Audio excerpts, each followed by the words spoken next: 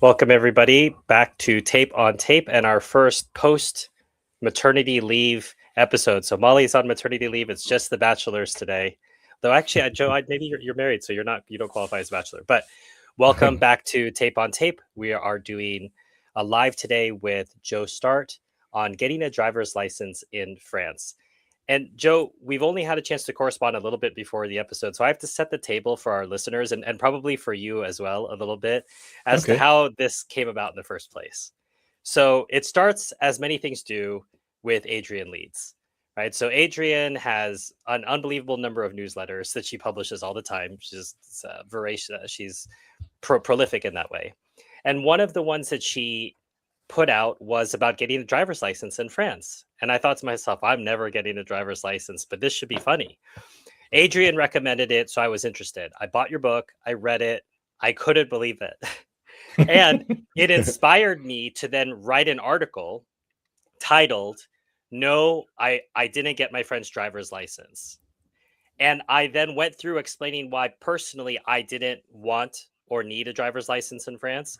But furthermore, I embellished it by talking about your own journey and reminding people that if they wanted to get a driver's license, if they lived in the French countryside, you you're going to need to exchange it in your first year. And if you don't, you're going to run into more complications. And the further complication for Americans was that not every state offers reciprocity. Yeah. So then I had to go through, as a problem solver for Americans, working through possibilities. So, for example, oh, do you have a cousin who lives in this state? Okay, why don't we get you a driver's license in that state?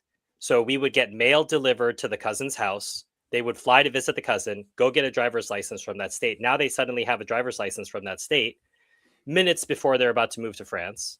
They show up to France. France doesn't know any better. They take your Hmm. reciprocal driver's license and swap it. And I tell people, if you don't pull that trick off and your state doesn't offer reciprocity, you just read Joe's book and then you can realize how doomed you are. So we're today talking, and what's funny is that article became one of the most read articles in a given year. I don't remember, maybe 2015, 2016. But for people who are probably searching, how do I get a French driver's license? And my article was ranking high because it had all the right keywords. It had your book in it. Hmm. And then people just kept asking questions. So you'd see, and if you look in the comments section for this article, dozens and dozens. What about this state? Has the list been updated? I thought California's been taken off. Whatever else it was. So when we started to do this live interview series, we know that Molly was going to be leaving for maternity leave. You were on the top of my list. I'm like, well, we have to get Joe on if he does interviews, because I Thanks. don't think a lot of people know about this. And it's a given for Americans.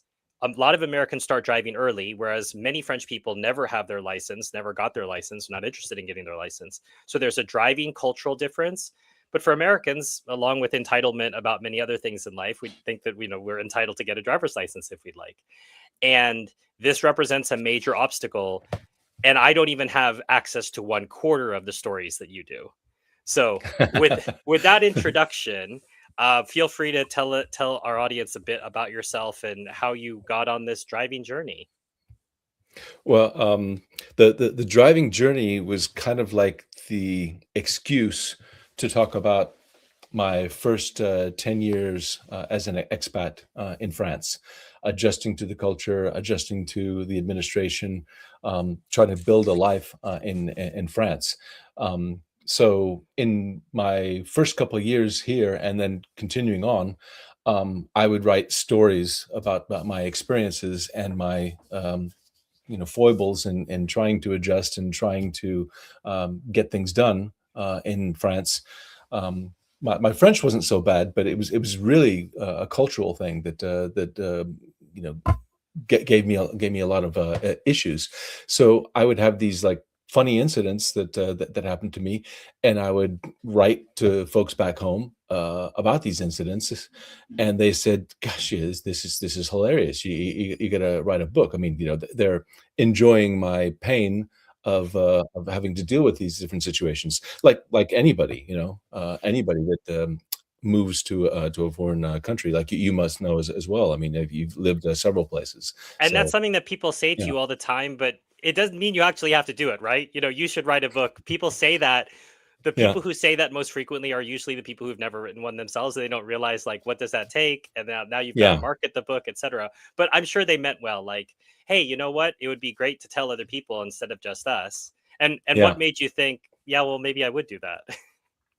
Well, I always kind of pushed back, kind of thinking that I'd never written anything longer than 10 pages in my life. Um, and uh, um, and I also thought that, what is a collection of stories from kind of like an unknown writer? What's that worth? It's so I said that there's got to be some kind of like focus or some kind of um, theme to the whole thing. And as I was putting it together, something sort of emerged at me. It's like, my gosh, it's taken me 10 years to get my French driver's license. And I already had a license and I knew how to drive. And France, that you drive on the same side of the road. Just a lot of similarities. In fact, the first chapters go into like the similarities between California and France. That's where I came from originally. And so I was just flabbergasted that folks from Eritrea could come here and exchange their license, but I couldn't. Right. And so I went into like a whole bunch of other things as well. Well, what else is weird about this situation? So, like you talked about, there's a difference in sort of car culture from where I come from for versus the inexistent car culture in France. There's a number of sort of insights into the mentality of either the administration or the average person in France, which which I thought would be fun to explore, or something that I found very surprising when I first came here, and I thought that others might find that interesting as well. And plus, I don't know, I like to put humor in my writing. I like to point out idiosyncrasies and you know, share those with people. I didn't want this. At the time that my book came out, there was like Stephen Clark that was just essentially pooping on the French with a lot of books about how the French are weird, and they should just change from like the perspective The of a Merit British person. series. The Merit Yeah, series, yeah. yeah, and I was kind of like, no, I want to assimilate. I want to um, become like everybody else, and I just can't. Why can't I? Well, you said it. Obviously, our listeners don't know if they haven't had a chance to read your book, which we'll make sure that we put either in the chat, or we'll make sure it gets shared in the description afterwards if it's not already there. Okay. How to get your book. But you said it took 10 years to get your license, right? But it Yeah. didn't take you 10 years to write the book. How No, how long did it take you once you got rolling on it? I think it was about 18 months to 2 years. Okay. I have a kind of like a writing style which is inspired by Bill Bryson, Hmm. where he uses a lot of little fun facts and Episodes. exploring different things. So a part of it is I wanted to tell my journey, but another part of it is like, well, you got to understand the context of this in my journey. So there's tons of links. If you get the digital version, or things that I talk about in the book, where you wouldn't get the full story unless you could sort of follow those, and the facts about the how high places are in the highest road in Europe. It's over here, the windiest road. You can actually drive over a road which is actually covered by water at high tide. Mm. There's a bunch of really interesting things about driving in France, and just about sort of like living here and experiencing the administration and such like that. So I had to go back and research a whole bunch of things to add into the book, in addition to, writing, well, mostly new material, not just the letters back home, but a lot of just observations that fed into the theme. Yeah, as someone who I never was licensed the whole time I was in France. I didn't. I think I drove maybe 5 or 6 times in France. It was almost always on vacation, and I had this strange hybrid relationship of pretending that I was a foreigner. So I'd go to rent a car at the Hmm. airport, but then they could see, they were like, "What's your French number?" And then well, do you have your electricity bill? And of course, as someone who lives in France, I always have one of those ready to go. Yeah. And so I then hand that to them, and so clearly they could see I was a resident, but they Mm. didn't. They didn't. The car rental companies don't enforce this. Yeah. So the most sort of famous incident that this happened among my friends. It's 2016, 17. In and around Bordeaux. We're driving back, and as many people will find out, or joke and talk more about this, speed limits change very quickly coming in and out of towns, Yeah. unbelievably so. And that happens in American small towns too. I'm not trying to say it's a French thing, but you could, be in conversation with your friend, and suddenly you're zooming through a town. We get pulled over, and I realize my best play here is to speak as little French as possible. Exactly. I need to be if Good they play. find out that I'm a French resident, that I Yeah. live here, that I have a carte de séjour. So the guy comes up, and I rolled out, parlez-vous anglais?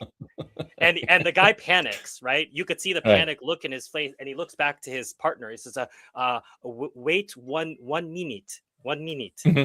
And Yeah. so the partner comes up. This is apparently the guy who's the English speaker. So then I say, I look confused, and they said, "Did you know the speed limit?" And I said, "Yes, it was." I didn't talk like that, Yeah. but I said it was 70. It was 70 or something. There it is. Yes, it's very confusing in our country, and I understand that. And so I hand over my American driver's license, and they look down at it, and they look at each other like, "Oh no, he's not from here. We're now going to have to issue a ticket. He may or may Mm. not pay it. Is it Yeah. worth all the trouble?" I could see the wheels were turning, the visuals were happening with each other. Yeah. I continued to look hapless, and apologetic. "Oh Right. no, have I done so? I'm so sorry." Etc. They said, "You're here on vacation," and it was true. I was on vacation with my friends. So I Yeah. said, "Yes, yes, I'm here on vacation." And they said, "Well, just be more careful when you go through the towns. They change. Yeah. I know it's confusing, and enjoy your time in France. Thank you so much. I'm so sorry," etc. Wow. And so there are times that being a dumb American is exactly what the doctor ordered, right? And Yeah. I happen to play that very well in that role. Doesn't work so much in America. Being a dumb American, sometimes that's just the way it is, and you're still going to get a ticket anyway. But I never got in trouble in the way that you had alluded to, and other people have alluded to, that if it's what matters more is, how am I going to get a car titled? How am I going to get insured? All of these Right. things tie back to the institutional reality of a driver's license, which, if you don't have it, doesn't matter how many years you've been driving and how many countries you're licensed in, if you're not licensed in a European Union country or in France specifically. And that started to be an alternative that I would start to push to people who'd been in France like 8 years, and they emailed me and they said, "Well, my French is no good. I can't do that." I said, "Well, I guess you could go live in Ireland for the summer and pick up an Irish driver's license and then come back and swap it for a French one. Or you don't even need to swap it because it's an EU license. So you could use that." And I know a couple people who went and did that because Oh. they had no other real solution. Their French wasn't good enough, couldn't get good enough. They were too scared of the test. And I didn't scare them with stories from your book, but I alluded to stories from your book. As I said, it was Yeah. burned into my memory, like reading your accounts, the idea of mathematically calculating the stopping distance at a certain speed, or the sort of trigonometry involved. People are already scared of math in real life, but French math regarding a driver's test. Yeah. So I did. It wasn't so much scaring them like, "Oh, do you know about these stories from Joe's book?" It was just, "Hey, listen, you're going to have to up your French game if you want to go take a driver's license course and pass the test in French. Like, there's not an English version of the test."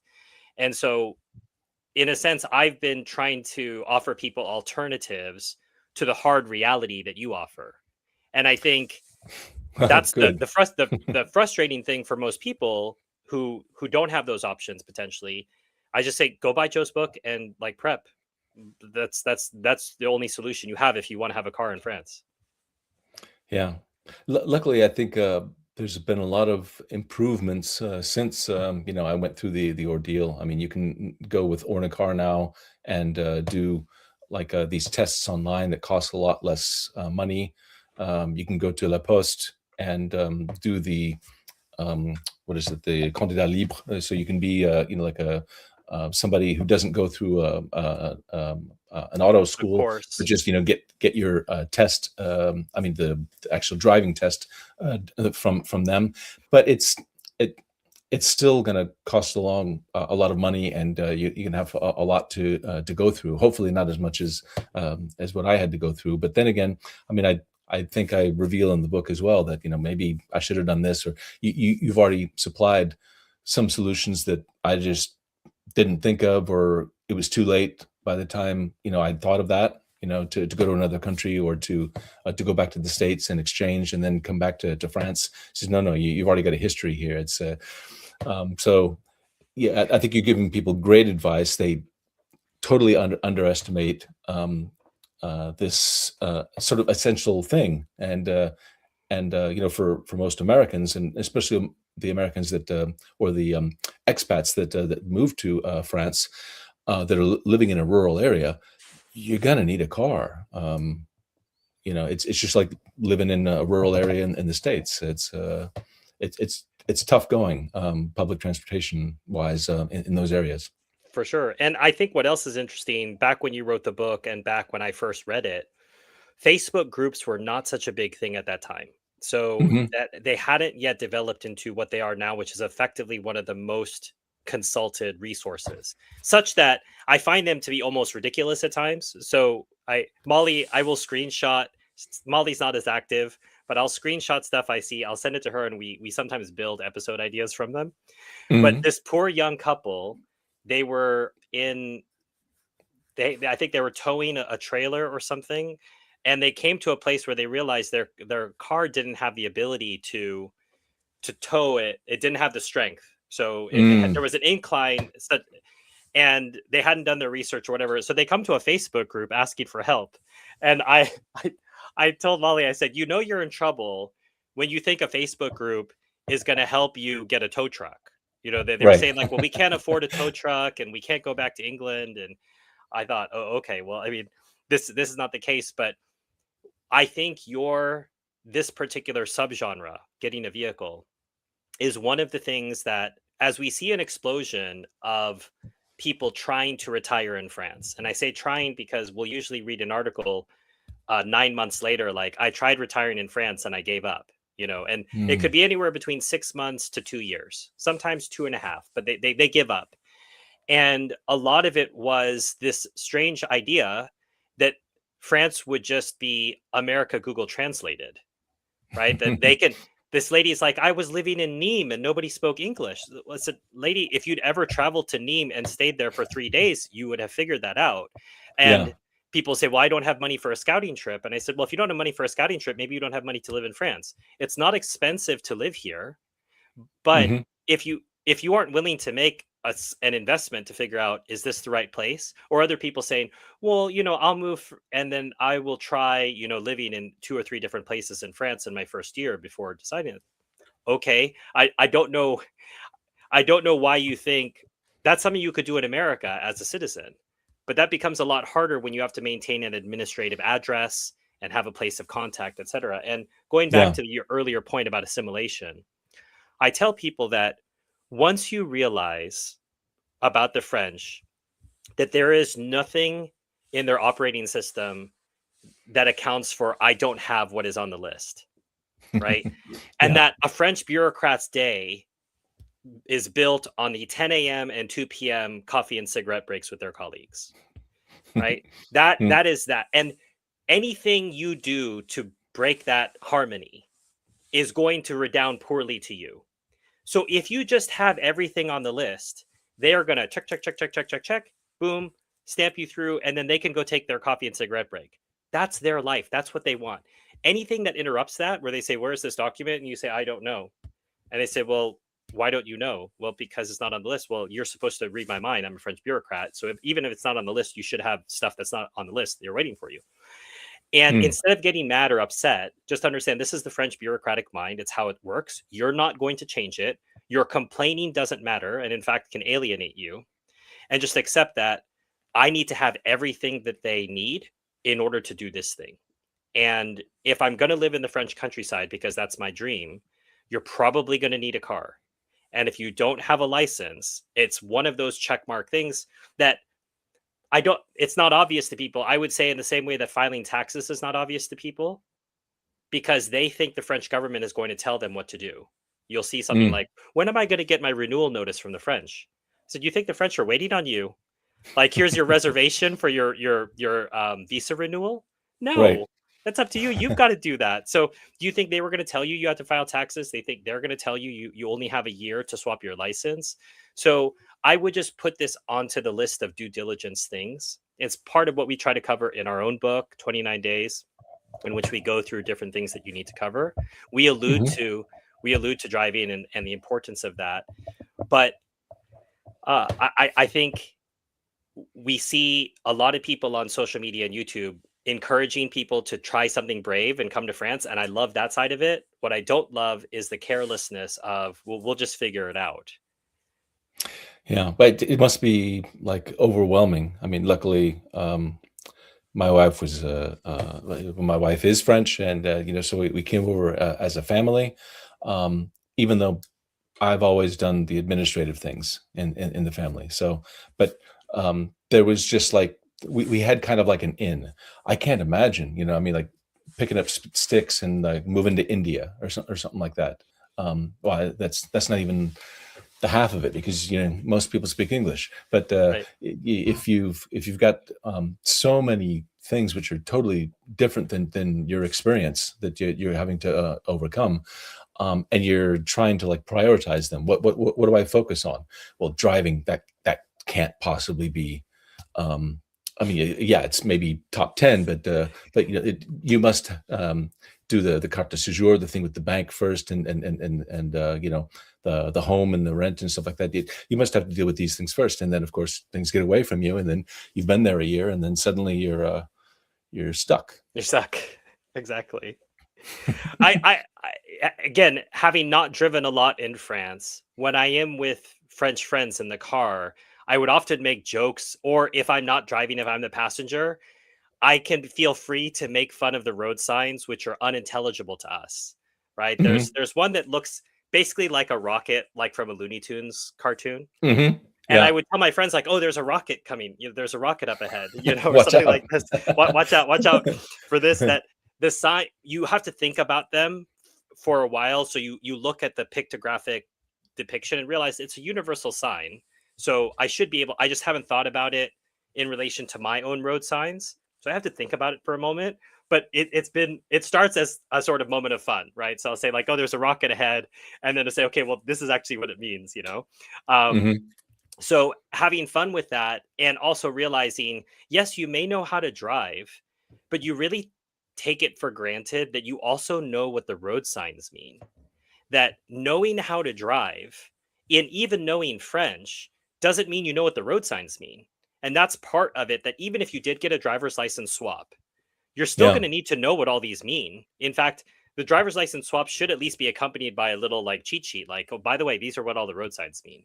Just FYI, we're going to swap your license for you, but you should Yeah. know this stuff." There's so many things that that are just, and I cover this in the book, where it's just kind of like there's a wall in front of you, and then you kind of like look around and you say, "Oh, well, there's like this little cat door. Maybe I can sneak through there." And you do, and you're on the other side, and you didn't have to deal with that wall anymore. And so many people, go against that wall. Well, the French, they're immediately looking for the cat door.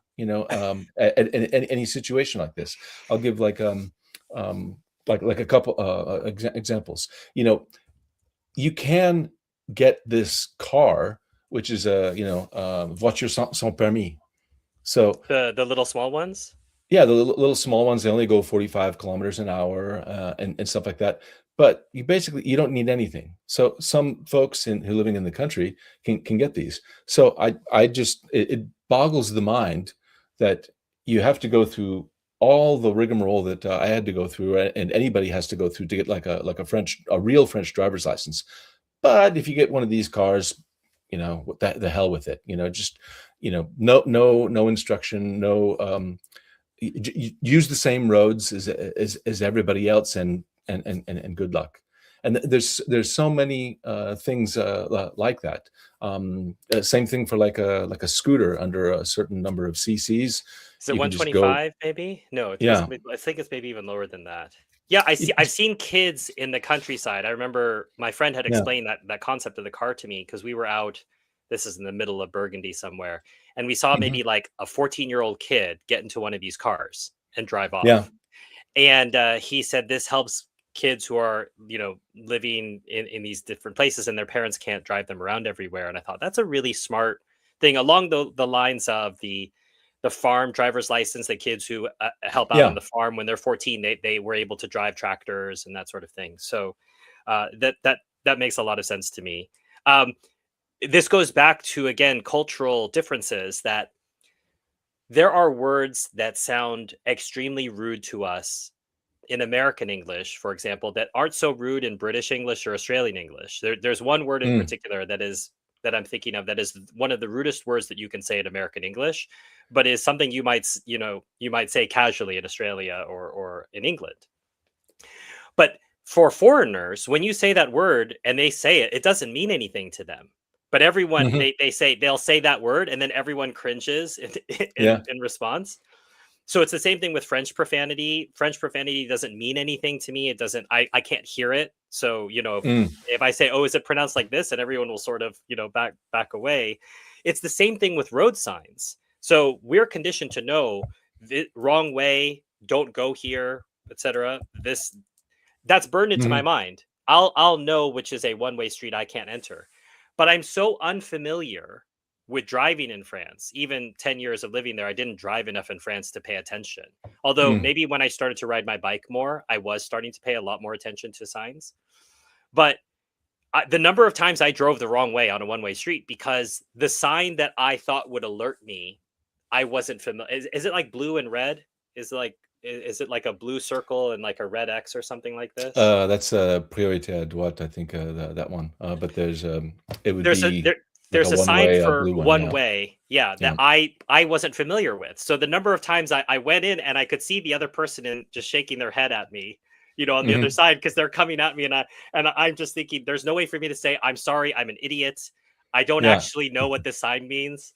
And this goes back to taking things for granted and going back to assimilation and having that curiosity that you may have a life of, like I did, an urban life in France in which I didn't need a car. And in fact, it would have cost me a lot more money to have a car. Yeah. But it shouldn't be it should still be an opportunity for you to have, let's say, a little bit of curiosity and figure out, well, what does this sign mean? And that's what's fun about French friends is you can ask them questions all the time and they're amused by your questions. So Yeah. because you'll say something, and Paul Taylor would do this a lot. Yeah. Have you familiar The with him? So comic, yeah. yeah, so Paul Taylor has a perfect accent. He doesn't sound like a foreigner. And he'll talk about the fact that he'll ask about something very basic. And then the person will start malfunctioning. Like, what do you mean you don't know what this word means? So he was at, I don't know, like Leroy Merlin with his wife, and they were talking about doing tile. And so then the guy finishes with, like, well, blah, blah, blah, blah, carrelage.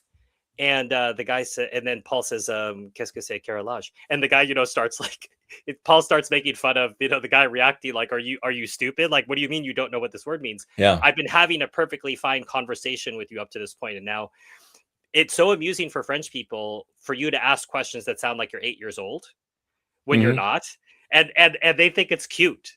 So they'll never be annoyed when you ask them these sorts of questions. But what else is funny is sometimes you'll run across the French. You're like, "Well, I don't have my driver's license. I don't know the answer to that either." And Yeah. that's what else is funny. So you could both be 8 years old together, um, and just sort of laugh about it. But I wanted to know, we haven't talked about this at all. What was the reaction when the book came out, and what has it been since that time? Um, The reaction was, I think a lot of people got the humor, which is what I was going for. They didn't want to read like a dry tome about this is how I did it, or this is they wanted to read about kind of like a story. And so I felt that part of it really was you know catching on to people, and the way that I was telling the story, I thought a lot of people really enjoyed. And what I found, I guess, the most surprising was, I would have French people who were good enough in English, or I would do some readings where sometimes I would translate passages and stuff like that. And the French are very open to laughing at themselves, and how ridiculous things are, even for them. Mm, Here at the country, yeah, we do things that way. Isn't it stupid? But you got to do that. Like, one thing that I've discovered is that you will ask somebody something, and the first response, almost inevitably, you'll get will be no, but that is not the final response. right. So most expats will just stop there. Whoa, that was a firm answer, and they walk away. The French kind of stick around, and they, talk about the subject a little bit more, and a little bit more, and then eventually they get kind of what they were hoping for. I'll talk about one incident, which is not in the book, that I had recently with a plasterer. So somebody that comes by, and he does all of the walls in preparation for the painter to come afterwards. Mm. And he came in a place that we were renovating, and he took one look around and said, "Oh my God, I can't do this. I can't do that. Nobody told me about that. Oh, if I have my schedule, I can't do. No, I have to call. I have to call my boss and tell him it's off. I can't do this."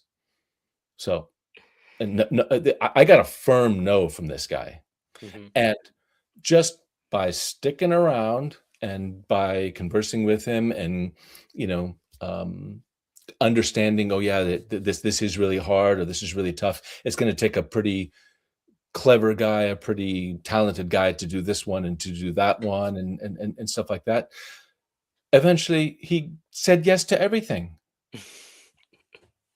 but the first answer is gonna be no. So you kind of need to culturally sort of accept that, and not get defensive, and not say, well, I'm going to call your boss, or I'm going to do this, or anything that you might do in your own culture, because that's just going to backfire, and stuff like that. Just wait them out, hear them out, and you may get what you want. Yeah, I love that idea, Joe. I'm going back to when I was living in Moret-sur-Loing, which is just south of Paris. Hmm. And I was living in a small apartment across from this medieval church, and I'd ordered a small fridge. Hmm. And the guy comes to deliver. Now, we don't want to talk about a narrow staircase. And he comes and he looks up at the staircase, and then, he looks out and he says, I'm not going to be able to do this. And he says, I don't have someone to help me. I said, well, I can help you. And of course, Hmm. in their mind, thinking like, oh no, you look kind of scrawny, kid. I don't know if you can actually help. Yeah. Uh, and he says, listen, I think maybe Saturday I will have a colleague. I'll be able to do that, and call the. He's saying all this in French, obviously, but Yeah. call the office. And what was fun out of it was they quote unquote felt bad, so they gave me a €50 gift certificate. So I bought a couple Oh, more wow. things with that. Of, oh, I'm sorry, the delivery didn't happen today, and I thought, what universe is this? Customer service.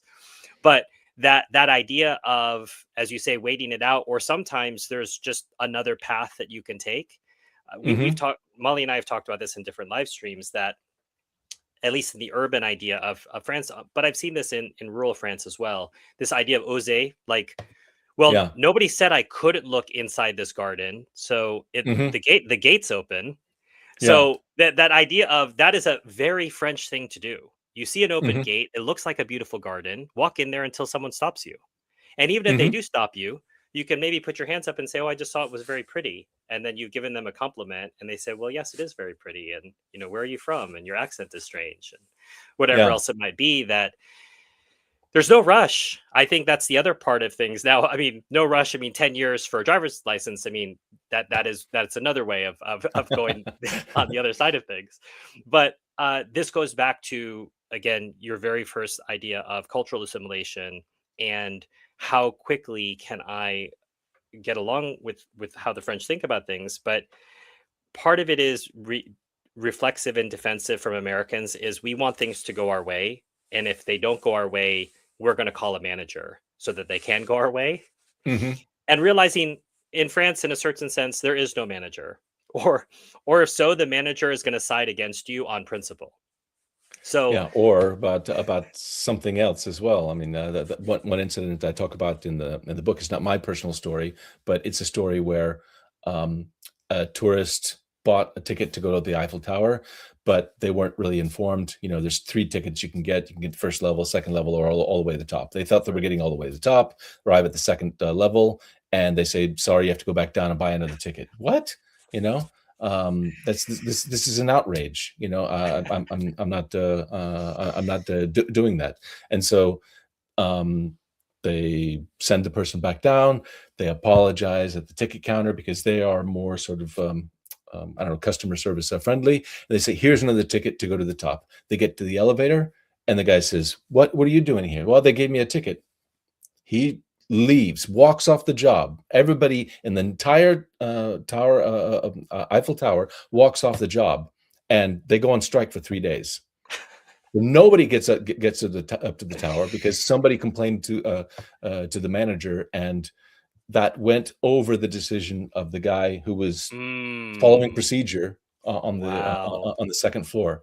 So the you really need to understand culturally uh, what might be the best move in this situation.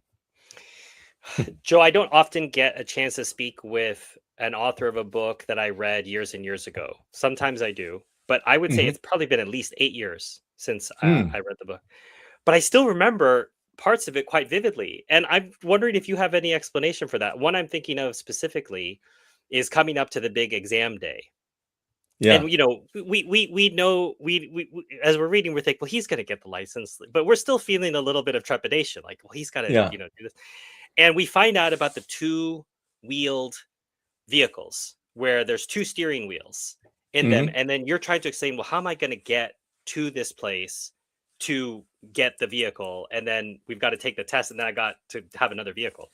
So I'm still remembering, it's been years, but it was such a moment where I thought, this is nuts, this is crazy. And I think I had so many of those moments in the book. Even though I was Hmm. living in France, I was going through it in a non driver's license way. I thought, this is nuts. So I'll pause there for a moment. Could you tell our watchers and listeners about this specific type of vehicle and what you were trying to do in that instance? Sure. You can't just borrow your mom's car and go take the test. You need one of these special cars because the one who's going to do the exam with you needs the ability to put on the brakes if they need to.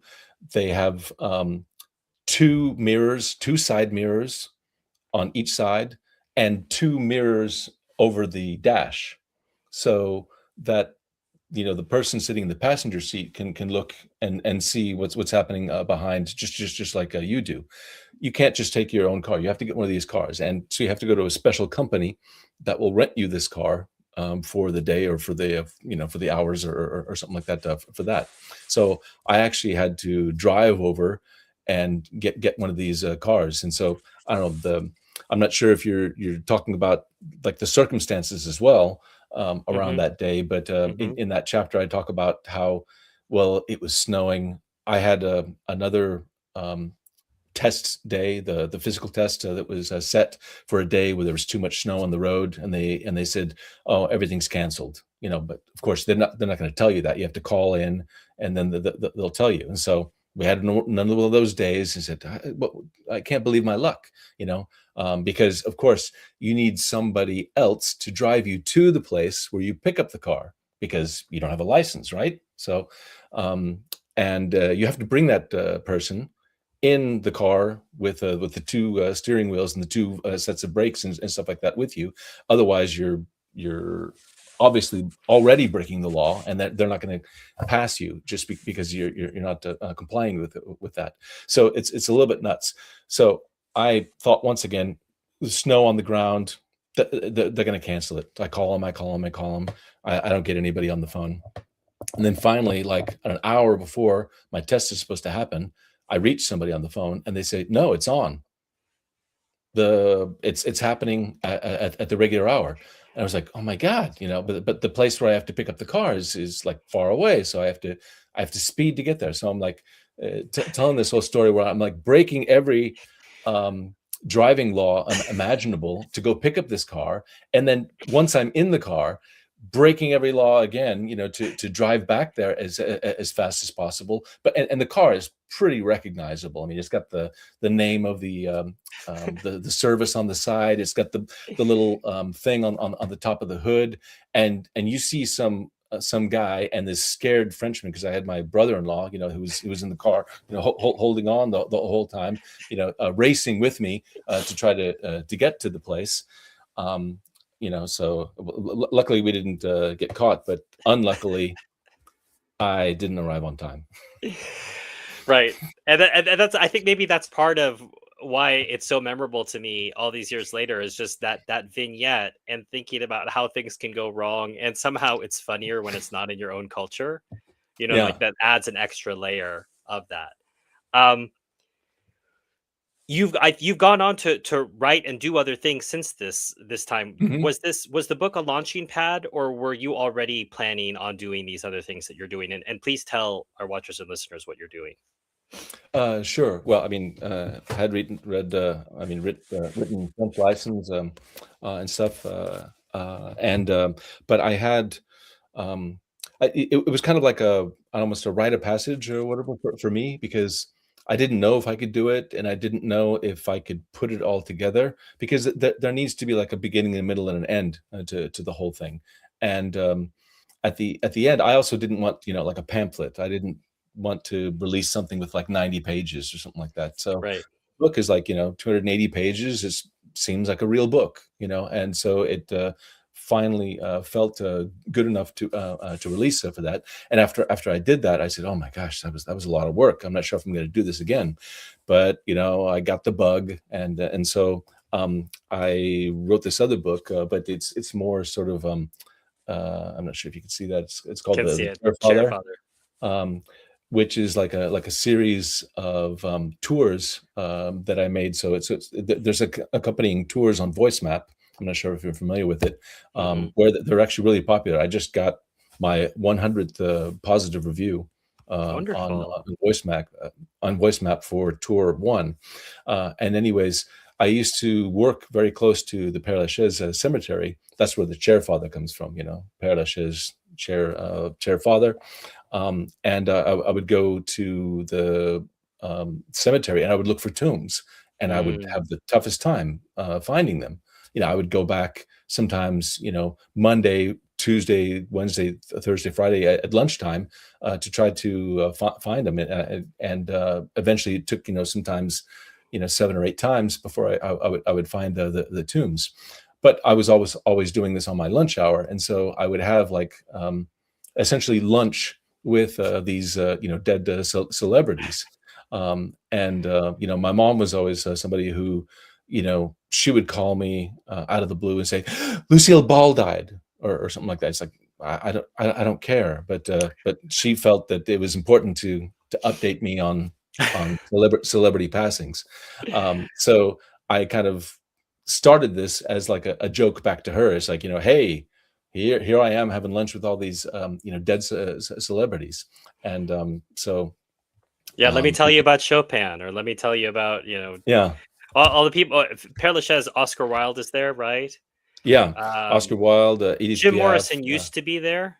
Did he get He's moved? still there. What Okay. happened is his bust was stolen, Okay. and so they haven't. I guess they found it somewhere, but anyways, that was the most sort of like recognizable part, because it's just a regular square low tomb that's hidden behind a whole bunch of other tombs to Mm. go to his.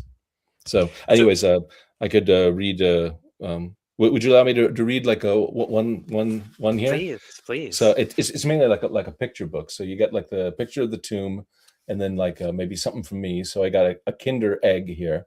So you can like opening the Kinder egg, and George Rodenbach has a tomb where he's like coming out like a Kinder egg, Okay. and so I play the part, probably not too far from my own personality, of like this bumbling, rude kind of guy who has lunch with them, and he has no choice in the matter because, of course, he's there permanently.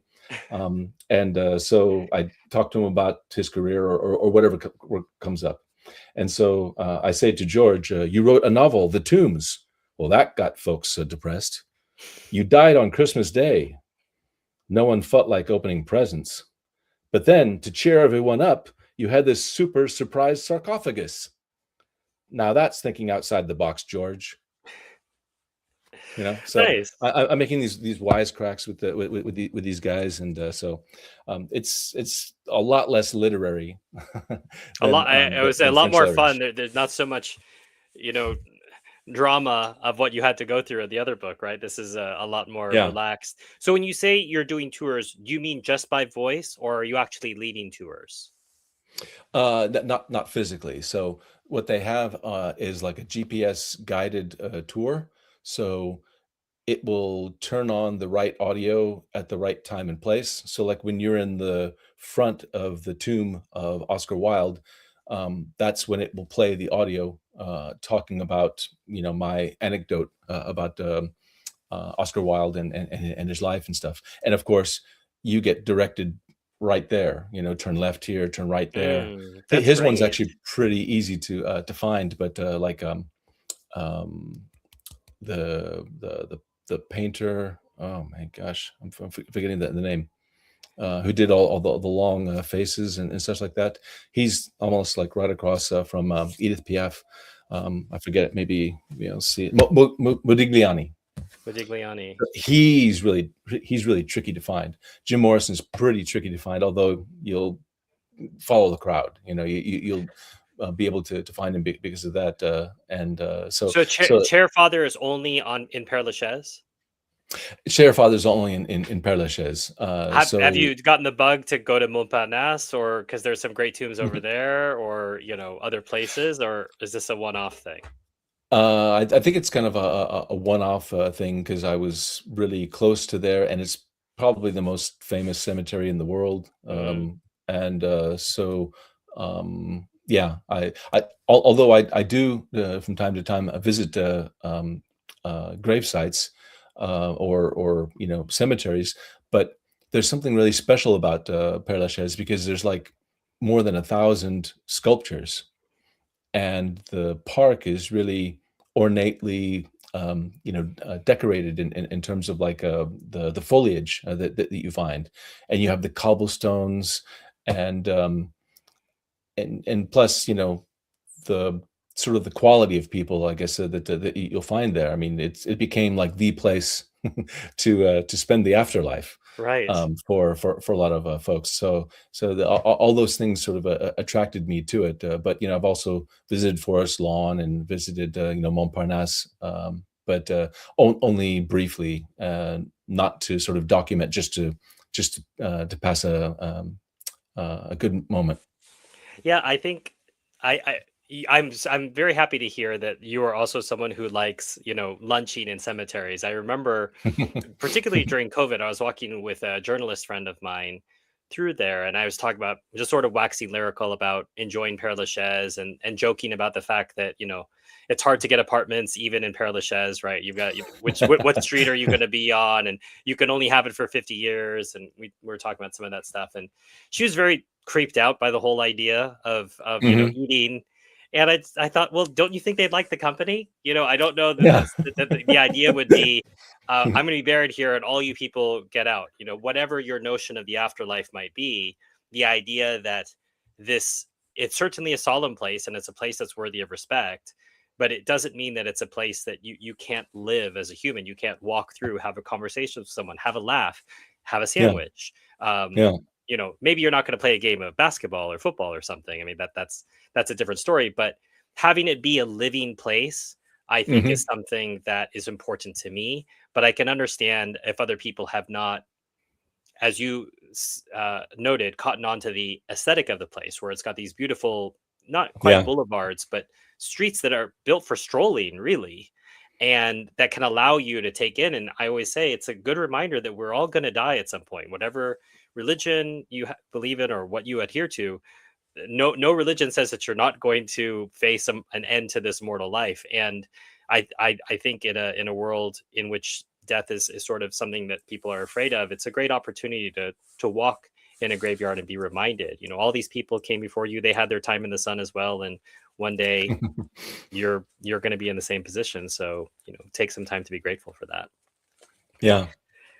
um Well, I've taken a lot of your time already. I want to just wrap up by asking, is there anything that we didn't talk about or you didn't mention that you wanted to talk about or mention before we close today? Um, as the audience may be sort of either expats in France or might be already here or something like And that. we have Uh, quite a few French speakers who like hearing about life in France. It's a really interesting demographic we never expected on YouTube, yeah. but there's quite a lot of French people who watch either to enjoy or to critique what what we're talking about. So, Well, I'm not sure if I've like totally ruined all of my credibility as kind of like an intelligent person who makes good life choices, but in my day job or my day life right now, I'm really into real estate and prop tech, sort of like the merging between real estate and technology and such, and all the opportunities, all the different uses for real estate that can be used nowadays. And so I took it upon myself to do a lot of research. I mean, having worked in the industry for a while, and also having owned homes and transformed to rental properties and such, and worked for other people who did. I thought, well, let's put it all into a book, because this is another sort of confusing area, much like getting very your much your so. confusing your French license. And so I wrote this other book called not sure if you can see that so well. Turn your spaces into rental income. Hmm. All talking about how you can utilize real estate in France to produce rental income. So Yes. a lot of people think immediately of like Airbnb, but that's just one way. I mean, people have been doing this for ages before Airbnb. In fact, Mhm. some the Gîte de France, which is like all of these small little hostels and things like that that you can find all around France. That began post-war. So the idea of staying in somebody else's home or renting out your property to other people for a short-term basis or even for like a midterm basis is very, very ingrained. It's old as the hills, Joe. It Yeah. really is. And I get a lot of joy. When my father was still alive, he really liked genealogy, and we would Mm, have a family call every Sunday, and I would report back to him with our latest findings as I dug through ancestry.com.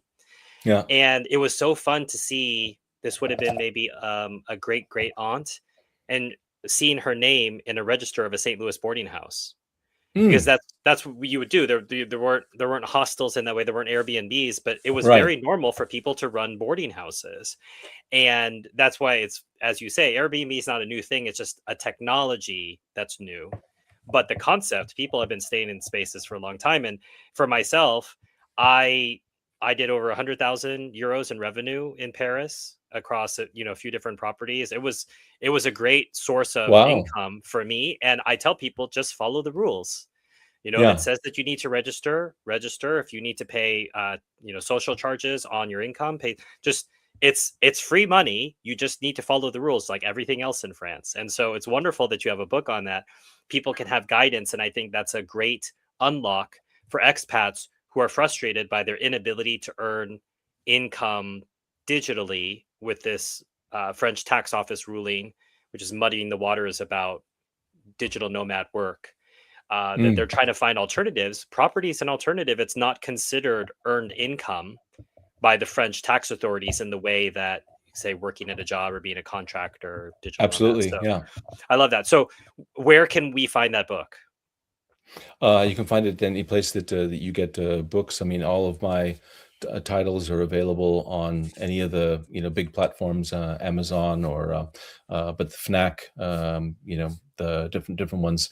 I would encourage people to get the electronic version because like the latest book, Turn Your Spaces into Rental Income, is even richer in terms of links.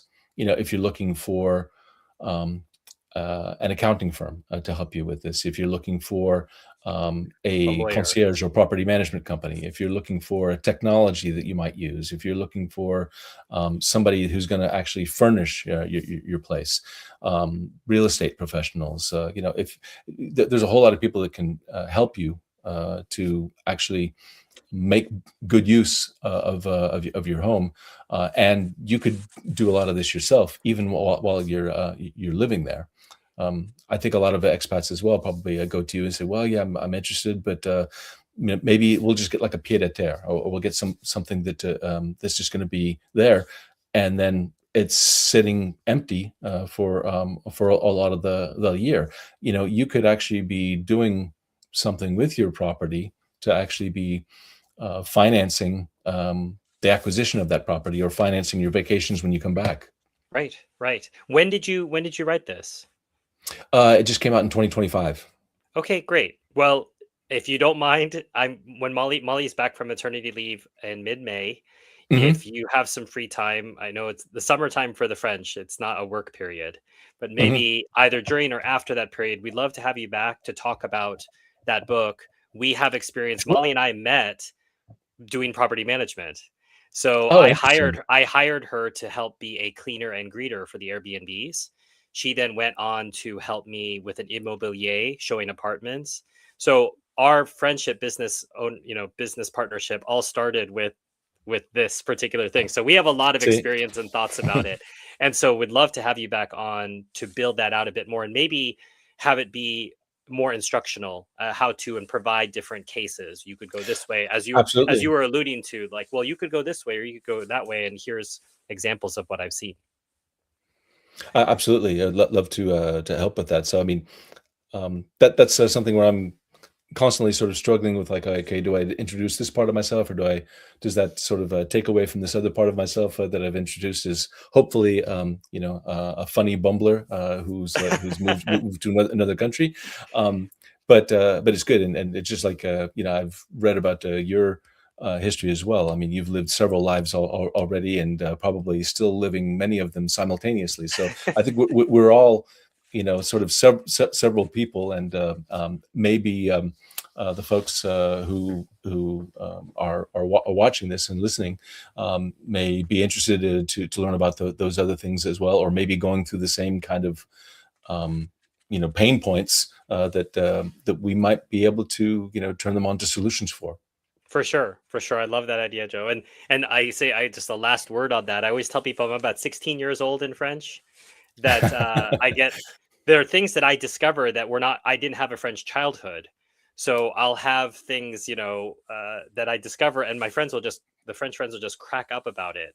You know, Hmm. like, oh, I discovered Kakolac, like this chocolate milk thing, like the Oh Yoo-hoo yeah. equivalent, right? And they're laughing because the last time they had Kakolac, they were 8 years old. And here's Right. this, man who they think is mature in other ways, and I'm waxing lyrical about Kakolac or this whatever else that I've just discovered, Yeah. because I never had a French childhood. So they get a lot of fun out of me, amusement in that way. But as you alluded to, there's a lot of solutions waiting on the other side, also for French people. I think that's what's interesting is your Hmm. advice is not limited to expats. That French people can be turned on to this too, and a lot of them are open to it, especially as things constrict in the global Yeah. economy. I think people are looking for ways to be smart about income. So open invitation. I'll just make sure get it scheduled with Molly and get it in your calendar. We won't hopefully next time have a conflict with daylight savings like we did this Oh time. yeah. Unfortunately, I think we had someone mention here in the chat, Jatond, but they put it in an hour before we started because I think that the timing in the stream might have been off. So Oh, my apologies to anyone who came an hour before. I hope you come back and watch the replay of this, and I will try to update the description of the live episode with Joe's information as well as links to the books. Joe, thanks so much for your time. We really appreciate you coming on today. And thanks, Stephen. we normally end our episodes by waving and saying a bientôt to the audience. So we'll do that together. À bientôt.